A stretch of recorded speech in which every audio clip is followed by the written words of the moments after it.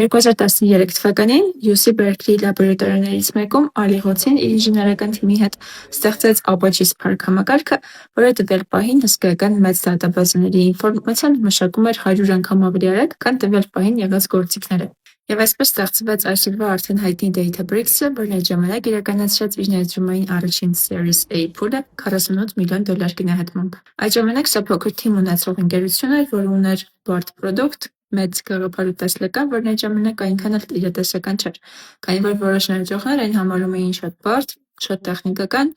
և ոչ այնքան ժամանակին համապատասխան։ Հաշվի առնելով, որ աճը նաև դա այնտեղ էր, Databricks-ը համարվում էր այն ստարտափներից, որոնք որ հետաքրքիր են, բայց ոչ այնքան հրատապ։ Այնուամենայնիվ, որոշ ներդրողներ նկատեցին ստեղծվող արժեքը և կատարեցին իրենց ներդրումը։ The original kind of presentation they gave was probably the worst presentation that we've ever had. But he saw the real potential. So he wrote like a $14 million check or something. That's a lot of burritos and ramen, yeah. Այդ ժամանակ արդեն աշխարհը սկսում էր խեղդվել անամոռ տվյալների մեջ, որոնց ծավալը շարունակաբար ավելի ու ավելի շատանում էին, եւ ինչ-որ պահի ընկերությունները կարիք էին ունենալու ավելի մեծ ու ավելի լավ ենթակառուցվածքների այս ամեն ինչը մշակելու համար։ Այսպեսով ներդրում կատարվեց ոչ այն պատճառով, որ սա թրենդային էր, այլ այն պատճառով, որ փոփոխությունը ինչ-որ պահի լինելու էր անխուսափելի։ Եվ ինչ-որ պահի եկավ այդ բեկումնային պահը, երբ մեծ ընկերությունները արդեն ոչ միայն հավանում էին պրոդուկտը, այլ նաև ունեին ռեալ պահանջարկ։ Պրոդուկտի կիրառման ոլորտները դարձան ավելի լայն ու հստակ, եւ ներդրողները այլևս շփոթված չէին եւ նույնիսկ մրցում էին այդ ընկերությունում ներդրում անելու համար։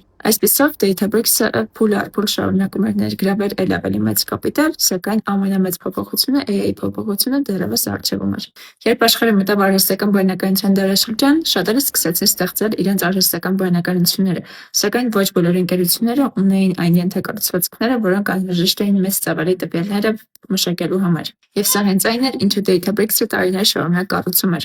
եւ այն, որը ինչ-որ պահի թվում էր չափազանց վաղ, դարձավ կատարյալ ժամանակին։ Սա տեխնոլոգիական ոլորտում մասնավոր ներդրումների ամենամեծ փուլերից մեկն էր, եւ ընկերությունը ներգրավեց միլիարդավոր դոլարներ։